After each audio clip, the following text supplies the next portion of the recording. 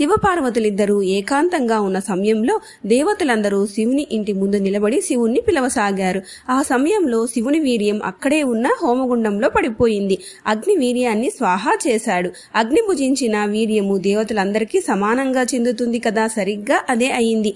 ఆ అగ్నిహోత్రుడు ఆ శివవీర్యాన్ని భక్షించినందువలన దేవతలందరూ కూడా భక్షకులే అయ్యారు. దాని సారం వాళ్ళందరికీ కూడా కడుపులోనికి చేరిపోయింది. ఆ కారణంగా వాళ్ళంతా గర్భం ధరించారు. ఈ హఠాత్ పరిణామానికి బెంబేలు పడిపోయారు. వాళ్ళంతా కలిసి పరమశివుణ్ణి మళ్ళీ ప్రార్థించారు. అప్పుడు మహాశివుడు వాళ్ళందరినీ కూడా వాంతి చేసుకోమని చెప్తాడు. అప్పుడు అందరూ వాంతి చేసుకుని ఆ సమస్య నుండి బయటపడతారు. కానీ అగ్నిహోత్రుడు మాత్రం కావాలనే వీర్యం స్వాహా చేసినందువలన అతను వాంతి చేసుకోవడం సాధ్యం కాలేదు. అగ్ని శివుని వైపు బాధగా చూశాడు. శివుడు నారదుణ్ణి చూశాడు. అప్పుడు నారదుడు, అగ్నిహోత్ర, శీతాకాలం వేకువజామున చన్నీటిలో స్నానం చేసే ఆడవాళ్లకు నీ యందున్న శివవీర్యాన్ని అందించు అని సలహా ఇచ్చాడు.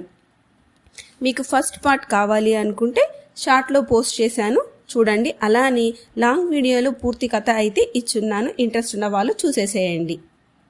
అలానే లాంగ్ వీడియో లింక్ కూడా డిస్క్రిప్షన్లో ప్రొవైడ్ చేస్తాను. నెక్స్ట్ భాగం నెక్స్ట్ షార్ట్లో మనం షేర్ చేసుకుందాం. నా వీడియోస్ కానీ నచ్చినట్లయితే లైక్ చేయండి, షేర్ చేయండి.